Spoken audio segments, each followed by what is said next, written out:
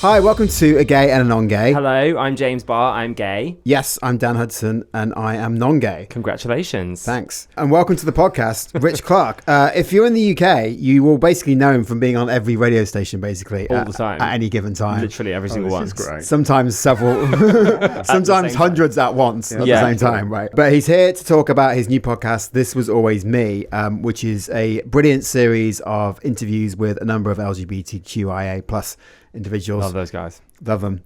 Who spent years hiding their true selves. Love those thems. Sorry, I should say. Miranda Sawyer, she knows the onions. She loves this podcast. And she says, these are revealing and tender interviews, and I recommend them all. Shout out to Miranda. Yes. Big fans. Thanks for giving us love. I use her quote quite a lot, actually. What quote? I think it said unmissable. Right. But I just use that on anything I do now. Right. Okay. Technically, it's true. Yeah. I guess so. You can reuse those. Can you? So, Rich, you can reuse yours. These are revealing and tender interviews, and I recommend them all. I feel like you just endorsed that message because honestly, I've seen those reviews because it's been in quite a few national publications. You know what it's like when you're working on a podcast in a darkened room, interviewing these amazing people, and you just churn out this content thinking, well, maybe it's something, and then it gets reviewed. Yeah. And of course, your producers are along the journey with you and they encourage you and are enthusiastic about it, but you don't know whether it's any good. Rich has producers. Yeah. That's quite impressive. We don't have producers. Well, also, what are you doing in a darkened room? Because we've got quite a lot of lighting. Very low back chairs as well. It's very awkward. But, you know, when you get a review from Miranda, and you're like, oh, okay, it's real then. It's a big deal. It's really great. And it was just a stupid idea I had 5 years ago. And this is 5 years ago. I've sat on this idea for so long because of my story, which was, James and I have known each other for quite a long time, Dan. And I remember James, and it was kind of, I don't want to say inspiration because you get big-headed, but it was, because it was kind of the idea. We used to have conversations about, if you could take a pill to turn off being gay, would you take the pill? We used to have that conversation. Not like regular, we go out every time we have that conversation. Bring that up?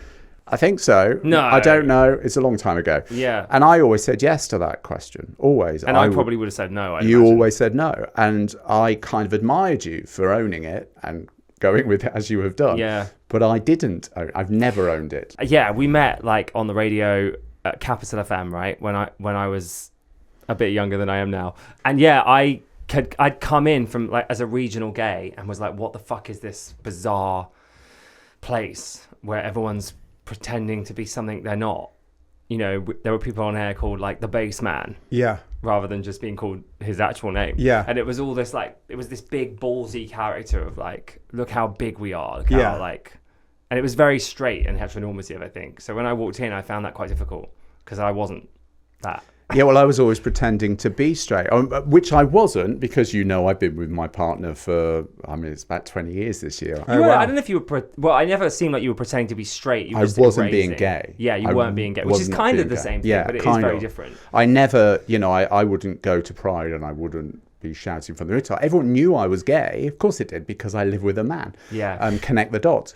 But and this wasn't that long ago. It was like mid-10s, was it? Like 2010, 11, 12, 13? I only #gayed on social media. I worked it out. It's 10 years ago. This was only like, 10 to 12 years ago, 10 to 15 years ago that this era was happening. But it wasn't just us. It was like the whole industry, TV and radio, I feel. I think a lot of people were not being gay. And that still happens now on the radio. Yeah, totally. Bizarrely.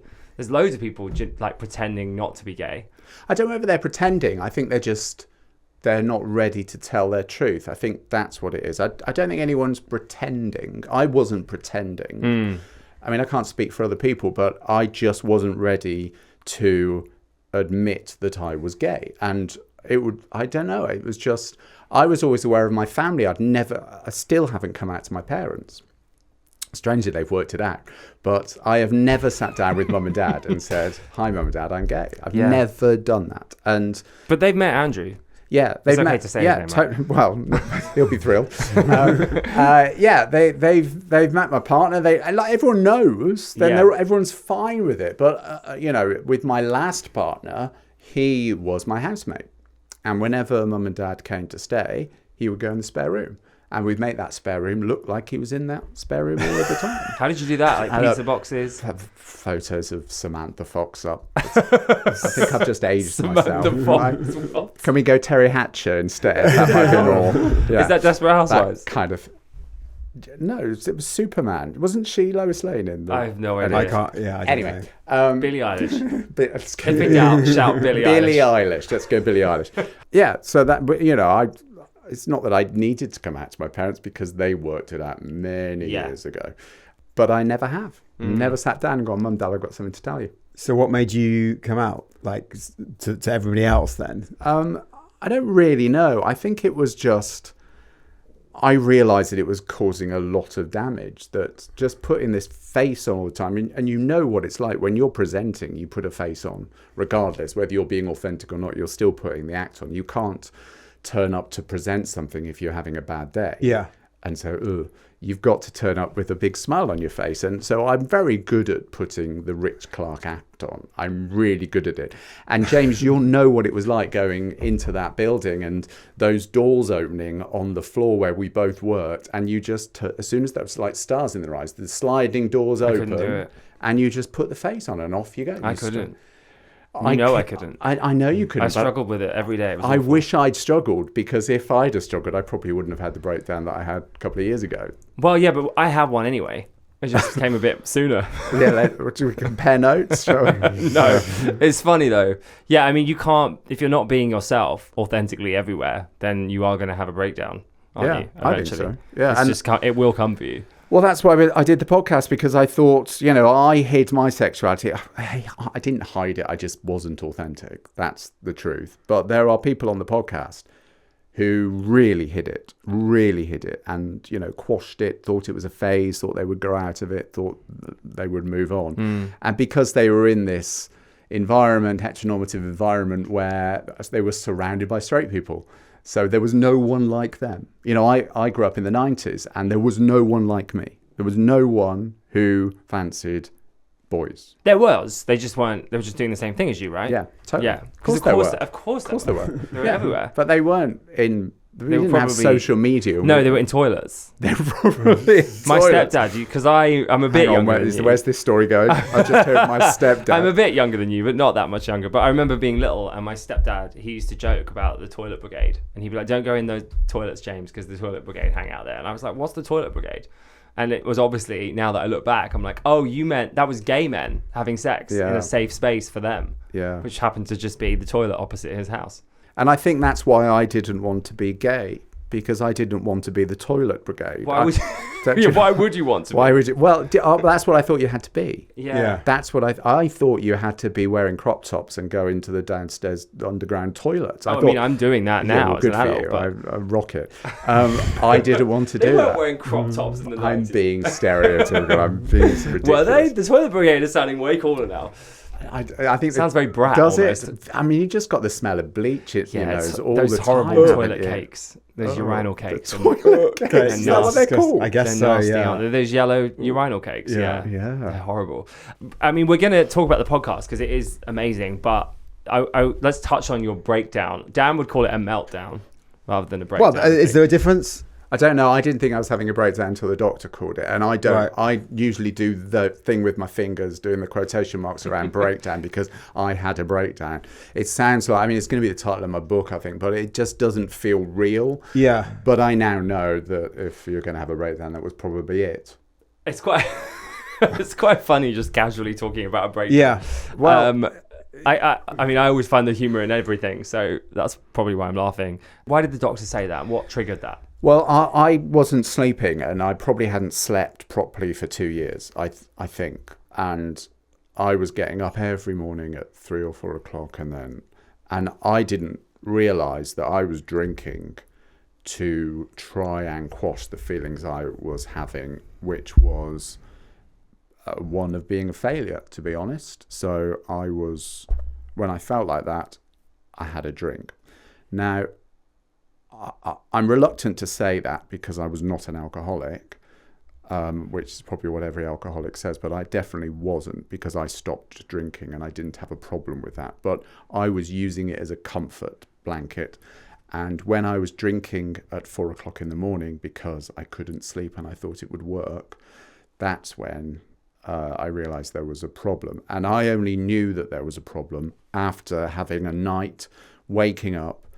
I couldn't stop crying. I reached for a bottle of whiskey, poured myself a drink, still crying, shaking, just my body kind of creasing up on itself, texting my friend saying, I think I need help. And then my friends say, I think you've been on this route for a while. This is it now. You need to do something about it. And I went to the doctors and he said, I think you've just had a breakdown. Like that. And even now I can feel myself tearing up because, again, I could not stop crying. And I said about putting the act on to go on the radio. I had to go on the radio that day. And I did. And no one knew. But that was the problem. Because if I'd have gone into work and said, I'm really sorry, guys, I'm struggling here, then that would have been the start of healing. And I didn't. What I did do was book myself in for therapy. For the first time, I went to see someone. Don't ask me what therapy I have because I have no idea. I don't really know what it was. I thought it was going to be utterly ridiculous and a complete waste of time. It was the best thing I ever did. It was just brilliant. And I now know that me being ashamed of being attracted to men has caused so much damage. And I think some of that has broken inside me. I still have a bit of a dislike of my sexuality, more comfortable with it now, but I still blame a lot on why on earth was I made this way. It's horrid. I don't want to be. Now, I can live with it now. It's okay. But that was building and building and building. And then when I had the therapy, I realised what the cause was. God, we've done this podcast for a long time. No one's ever sat there and said what you just said. Really? I don't think anyone has ever so clearly said, I don't want to be this. Like, I didn't want to be it. I don't think so. And we've interviewed conversion therapists. Like, we've been all over the place. But I don't remember anyone saying it's quite hard to hear that. Well, I've had people who have been through conversion therapy on the podcast. Yeah. This was always me. Listen now. Link in bio. Do you remember when you say swipe up? We don't do that anymore. I would never do that. I would never do conversion therapy. I would never do that. This joke about taking a pill to switch it off, that doesn't exist. I know it's me. I know I haven't decided that I'm going to be gay. Yeah. I know that because if I had decided, I absolutely wouldn't have. Where are you at now on that spectrum? I don't really know. I think I'm comfortable with it. I'm saying that looking at the table. I'm not looking at you in the eye. It's funny because I don't remember that. Like when we were hanging out more, I don't remember ever thinking like, "Oh, Rich hates being gay." I never thought that about you. I know we must have had conversations about like, would you make it go away? But I would never have been like, "Oh yeah, Rich doesn't want to be like gay." I never have thought that. I remember me and you stood on a train station and somebody on the other platform shouted something at us that was incredibly homophobic. Was it fag? No, it was something about the way we were stood or something. Oh, really? I can't remember. That's so funny. I'll be honest with you, it was really crap homophobia. It normally is. Yeah. And also, there's 2 rail lines between us and you. So, but that kind of, the reason I say that story is it sums up because I didn't want people thinking that about me. I didn't want that. I wanted to get married to a woman, have 2 children, buy a 3-bedroom semi-detached house and have a nice little garden. That's what I wanted. I realise now, still do that. Not the woman part, but, still do that. But I really grappled with that part of my life never existing. I think we've definitely had... messages from listeners who felt like that, like that they wish they weren't gay, or that they find it hard to fit into a box because they don't want to be this version of gay or that version of gay, or like they don't want to be camp, or they don't want people to know they're gay. Well, look at my relationships. I was in a relationship for 6 years. This is with men. I was in a relationship for 6 years. My current relationship's 20 years. All right. I think the reason my relationships were so long was because I didn't want to be on the scene. I didn't want to be going out. I didn't want to be sleeping around. Didn't want to do that. It was much easier to go home and watch EastEnders with my partner and sit on the sofa than it was to go to a gay bar. And, you know, I didn't want that. I just wanted a normal life. And, you know, I'm not alone with that. I know a lot of people now, especially doing this podcast, who just didn't want this feeling. Well, there's a choice, isn't there, I suppose? And we're getting so deep on this conversation rather than talking about your podcast yet, but it's the same thing, isn't it, I suppose? It's a choice because back then in the 80s, 90s, even early noughties, I think, when I was like having my adolescence, it is a choice not to be gay, but it's a choice to decide which version of being gay you are. You're either going to be the like normal version where you don't tell anyone and you're just carrying on as normal, or you're going to go to Pride and be really loud and be obnoxious. And I chose that route, definitely. I chose the like, fuck you, I'm going to be... Did you, James? I'm going to be really gay. I mean, I'm still doing it now. Like, if someone tells me not to do something, I just run further in that direction. Has anyone told you that you are so gay? Because I've had that from producers of radio programs. So. No, I'd find that, I'd be like, huh? Yeah. You're so gay. Now, I would find that ridiculous. I'd be like, well, yeah, sorry. What? But you've said on that people have told you that. Yeah, back in the day. Yeah, for sure. I mean, I had producers sitting with me while I was on the radio going, too gay. Yeah, and telling me to say words like sick. Yeah, that song is sick, bruv. Yeah. That's the new Kylie song. It's sick, bruv. Yeah. I want you to know James put his shoulders back and pushed his chest out. Yeah, he did. Like that's so sick. Capital. Yeah, I mean, it was ridiculous. Like, what the fuck? Why would they make me do that? And it was a form of conversion therapy, really, like a social conversion therapy, I feel. But I think after that experience, back in like 2013, we started this podcast and I never really looked back. I just got more and more gay. And now I shout at Piers Morgan about being gay. And it's just getting really out of hand, to be honest with you. Your overly gayness is out of hand. It's literally out of hand. Yeah. I think that is a choice. And you can decide whether you want to protest and be loud or just, you know, it just is what it is. And I've met people on all sides of that, regardless of age. Like even now, there are gay people who are like, oh, I wish we didn't have a flag. Like, why do we have to have a flag? Why do we have to stand out? It's normal. You know, we've got gay marriage. Why can't everyone shut up? I think obviously that's not everyone, but there are I don't agree with that. That's That's a side of this argument that I've never been on. I think we should have a flag. I think we should have pride and we should protest and we should shout about it. I just didn't want to be the one shouting and waving the flag. That was the difference, which is a bit of a chicken out, really. But I wasn't ready to do that. I mean, I've been on stage at a few... But it's also not fair. Why should you have to? You shouldn't have to. You shouldn't. I'm not saying you should have to, but I do think there's an important place for those. I think there's a time, you know, I think we need to do that. I think we need to have these conversations. And I think it's really important, you know? I mean, the greatest thing with my journey of coming to terms with my sexuality happened probably 3 years ago at Brighton Pride. I went on stage to introduce someone and I introduced myself as, hi, I'm Rich Clarke and I'm gay, and 50,000 people cheered.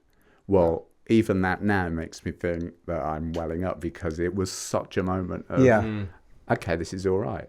This is okay. Yeah. And I think that's the first time that I thought, there's nothing wrong with this. I just got cheered for saying my sexuality. I guess I'm wondering if you are going to continue to have moments like that at prides and whatnot, do you think you'll ever get to a point where you're like, I'm really glad I'm gay, like above everything else, like it's a huge net positive? I don't know. I mean, being glad you're gay, I don't know, but I'm always going to find it emotional. I mean, even then I had a tear in my eye just telling you that story. And I don't think I want to get to a point where I'm completely numb to being gay. I don't mean it like that. Do you know what I mean? Yeah. I don't want being gay to be as normal as... what am I trying to say? You're saying you don't want it to define you as a person? No, I don't mind it defining me. I guess what you're saying is, will I come to terms with it completely? Yeah, and like, will you get to a point, I suppose, where any negative feelings about being gay are just like, well, that was nonsense. No, like, I don't think I will. No, okay, but I can cope with it now. I've got, the one thing that therapy gave me, and the best thing about therapy is you get tools to cope with these things, and I've found journaling really helpful, that when I'm having those moments thinking, why am I feeling like this? I write it down so that I can go and look back at it and go, do you know what? On that day, you were feeling that way, but it wasn't justified. Yeah. It was foolish to feel that way. Whereas I would have felt that way, probably gone home, got very upset. I used to hit myself around the head when I felt that way. Whereas now I've got these great tools to go, I can process this.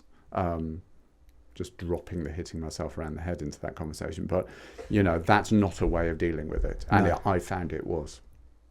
When was that? When you were younger? No, recently. Really? Up to the therapy, yeah. Oh, wow. I did not know. Because I thought I was useless. I genuinely thought I was a complete failure. Despite being on Capital and Heart and like these massive, doing the chart, which is like one of the biggest gigs. Yeah, I was the worst presenter. I was terrible at it. I mean, that's subjectively not true. That's literally not true. I am my worst critic. And yeah, I was terrible at presenting. No. Oh, I say was past tense. I still think I am. The difference is that I've got tools to go, actually, that was all right. That was okay. That was all right. I'm learning. I'm developing. I'm not the finished product. So if I thought that was the worst thing I've ever done, well, it wasn't. And I can take those skills and move it forward. Do you think that's a direct result of hiding your sexuality? Yeah, because we're having this conversation. I didn't have this conversation for 40 years. Mm. So inside, I had this turmoil. I didn't talk to anyone about being gay and what being gay meant to me. I didn't discuss it because I didn't want to. So even just this conversation we're having, the three of us now, that's more than I would have done 5 years ago. And it's incredibly liberating to sit on a podcast with a gay and a non-gay who surround. The gay was there twice.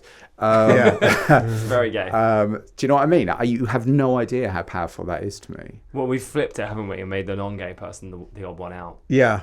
That's the whole point of it, really, just to be like, you're not normal either. And also, if I could be proud of something I've achieved. Straight people. Being proud of something I've achieved. I'm here on your podcast talking about my podcast, which I got. Yeah. So all of those times when I thought I would sit in the ensuite, darling, hitting myself around the head because I was useless. I've got a podcast, and it's doing all right, and I did that. Yeah. That's can't be that useless. Yeah, therapy was great. The conclusion of this story, therapy was great. Because, it doesn't matter what you're going through. I can guarantee you there are so many people who are doing things like I was doing behind closed doors. I guarantee you. When you get to the point where you can talk about it, you've got to find that point and plot a journey to be able to talk about it. It's game-changing. Because you didn't know that I was going through this, did you, James? No one did. I'm hugely upset to hear about it. Yeah, it was, I was getting home after being on air, and on my drive home, I was like, what the hell was that, Richard? Seriously, what on earth were you doing? That's so stupid. Well, I've done it. Also, I've done it. Like, I'll go back and read it. What on earth? No wonder you're not doing very well. That's how I always talk to myself. Yeah, awful.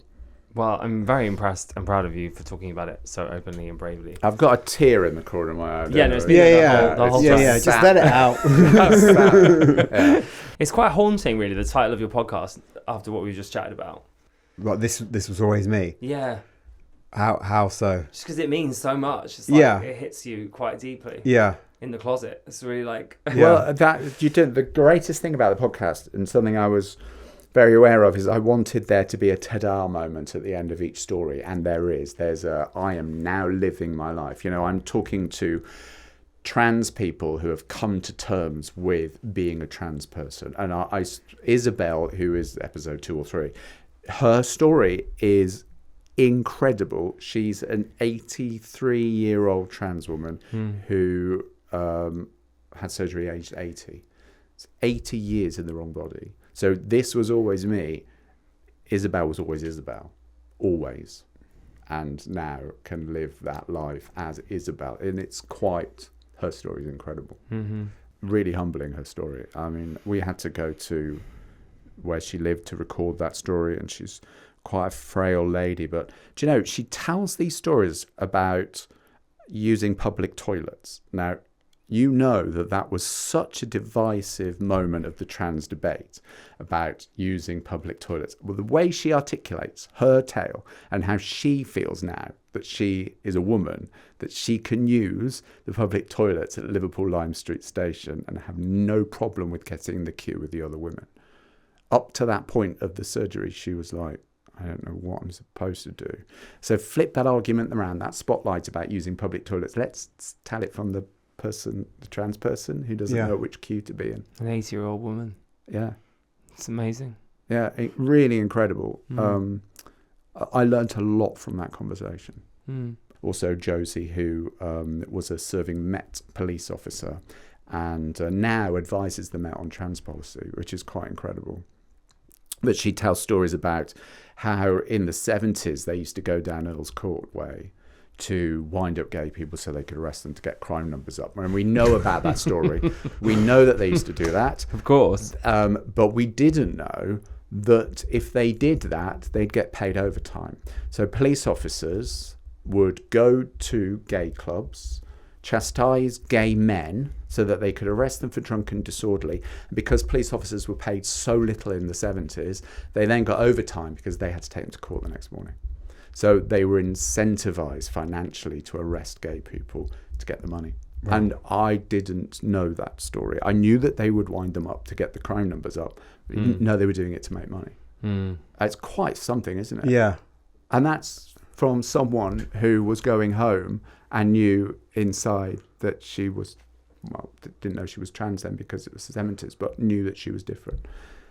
And, you know, in the spectrum of people that are now represented, she was arresting those people. Wow. Yeah, it's quite something. It's extraordinary, some of the stories.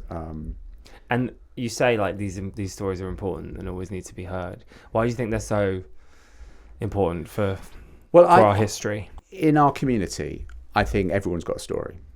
But do we talk about it to people who are not in our community? And when we were putting this podcast together, who our audience was, I really wanted people who weren't in the community, our allies, to listen to these stories and to hear the trauma that a lot of us have been through to get to who we are now.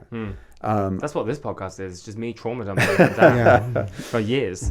Well, I mean, we are all slightly broken. Of course. Yeah, we are. And, you know, I mean, I've already talked about what I've been through, and I've got 12 episodes on this, and everyone's been through something actually a lot worse, because some of the people went through conversion therapy and all sorts of things. So I think the stories are really important because we're going to lose these stories. It's amazing now that people can celebrate and come out and be themselves and be free, but there are still people who can't, and there are certainly people who are the same age as me. I'm 46, and they thank you, I don't look it. You really don't. Thank you. A bit late, but it's okay. I can't believe you're saying your age. I would be like, I have more of a problem with my age than my sexuality. Yeah, but this is about my truth. You know, I don't care now. Yeah. I don't care. I will tell you I'm gay, and I'll tell you I'm 46. I don't care. I'm all right with it. I'm really proud of my age. Especially when, you know, I mean, I don't want to take this conversation morbid, but when you lose people who are considerably younger than you and they haven't got to this age, you're like, yeah, I'm 46 and I've done all right out of it. I mean, I haven't had a proper job yet, so it's going okay. But I think these stories are really important. I think we should be celebrating I think we should celebrate our trauma. No, I'm going to stand by that. Yeah, I love that. Yeah, because we made it. Yeah. So when you were on the radio on Heart or whatever, and did you just not talk about yourself, or did you have a pretend girlfriend, or maybe you know? So when I started in radio, I was told that I should not talk about my male partner as being male. Right. I should talk about non-gendered. Okay. Partner. They, them, all that. Which, you know, is actually, that's a skill I encourage everyone to do, because it's actually a really powerful thing to do that. But it's incredibly difficult because I'm in a really successful relationship. I don't want to boast about it, but I am. I mean, 20 years. 20 years. Yeah, I mean, that's a whole other episode, I feel. Like, how the hell are you doing that? 20 years. And we're very happy together. So I had lots of stories, but it's very difficult to talk about them because I couldn't. So you just not mention them at all, or do you come up with a female version of it? No, I just didn't mention their name. I didn't mention their gender. It was my partner. It was my... Yeah. And I think if you say my partner, people have worked it out. But yeah, so there was nothing. I was basically told, don't be gay on air. That's what I was told. Yeah. And it's not like you would have been shoving it down people's throats. You would have just been literally like, sorry to use a phrase they would say. You'd just be like, oh, my boyfriend did this yesterday. Yeah. It's not like you're going, being gay is great. I was told it was divisive and people might switch off because you're gay. Turns out I had the biggest drive show outside London. So when I did start saying that I was gay, I mean, I never on the radio said, hello, everyone, welcome to the programme, I'm gay, by the way, and then go into Lady Gaga. I didn't do that. But I did start talking about my partner as a him. He did this. And, and yeah. And nothing bad happened? The figures went up. Right. Not because of that. Yeah. But me going home saying I was terrible at that, it was the biggest drive show on commercial radio. A regional show outside London. I feel like I've given lots of labels to that to get the statistics. But it was. Yeah. It was. And I'm very proud of that. And I was just me. I was just being me. And in the last sort of 5 or 6 years of that programme, I was really happy just being me. And I was authentic and real. And I had an opinion on stuff. And I would talk about pride on my programme. And it was quite remarkable when you say that you're going to Pride and you get messages from mums whose kids are going through what we all went through. And how wonderful that they heard you do it and they've got someone to talk to about that. Yeah, I think I'm really lucky in that I host a breakfast show where I'm just gay and I don't even ever think about it anymore. I just am. I never try and force it into a conversation. It's just casual. That's how it should be. I just say a guy's hot if I think they're hot. Yeah. Or that I went on a date with a man, but I never I just feel very lucky that I don't even have to consider. But I suppose in the back of my mind, I do think, oh God, someone homophobic might be listening. But then at the same time, there's loads of people that aren't. So I'd rather they went somewhere else, to be honest. Yeah, but isn't it great that you can do that? Yeah, thank God. You said that you're lucky, but I always have a bit of a problem with the word lucky. You're right, yeah. You're not lucky, you're doing it. I am lucky because we know what it's like. It's a different time now. In this industry. When I was told that, it was about 15 years ago when I was told that. So this is a different time. But that wasn't that long ago. I know it wasn't that long ago. And I was being told not to be gay on air. I remember. 10, 12 years ago. So really isn't that long ago. But things change and thank God. Why do we pick this as an industry? I don't know. I think since I found stand-up, I've been a lot happier because it freed me a bit. And so did this podcast, really. It freed me completely from any of that shame. And I remember... Don't you want to sing a song? I didn't want to do it, did I? I didn't like the name of it, did I? Yeah. And I didn't tell anyone about it for years. I never talked about it. Okay. Because until we started getting recognition, yeah, which I wasn't looking for. But when we got awards, I was like, oh, I suppose that's... So maybe I should mention it. Yeah. But yeah, it just grew naturally. I never promote. I don't think either of us did because we were just a bit ashamed. We had gay shame. I think you didn't tell your parents for a while. Oh yeah. That's true. Fuck you, Dan. Don't pretend you're holier than thou. But that's not to do with being gay. That's to do with wasting time and not working and all that kind of stuff. Yeah. See, that's sure, the other you can thing say that if you want, but I'm sure it was because it wasn't. We're talking about James and I coming to terms with our sexuality. We also had to come to terms that we want to be radio presenters and coming out to your parents that you want to be a radio presenter when my dad just wanted me to be a teacher or a builder like him. I mean, it's like that is coming out. So I did come out with that because they're like, oh, I remember my mum saying, well, okay, you've got 6 months to get a job. If you haven't got a job in 6 months, you're going to have to go to be a teacher. Right. Like that. And I'm not saying that was the consequence, but that was the ultimatum I was given. It took 10 months, but I got a job.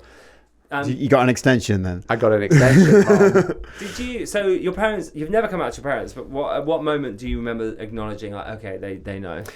So when I split up with my last partner, I rang... You can swear on this podcast, can't you? You can say whatever you want, yeah. So I rang my dad. Remember, my dad thought we were housemates, or I thought they thought we were housemates. Dad, just so you know, he's moved out. And my dad said, I never liked him. He was a right shitbag. You'll be better off now. He's gone. So that doesn't sound like a response from a housemate. I thought, I think he knew that we were more than housemates. And having spoken to my dad, they knew from... I mean, the fact that we moved 3 houses together between cities. I mean, Yeah. Oh, between cities? Yes. Oh, yeah, that's not normal. I think they probably worked it out. Yeah. I mean, they did work it out. Yeah. Well, This Was Always Me is out now, so please give it a listen and a cry. Yes. And check the link in the bio. And Rich Clarke, thank you for being on A Gay and a NonGay. Yeah, thank you. Or A Gay and a NonGay. Yes, let's put another gay in there. Yes, why not?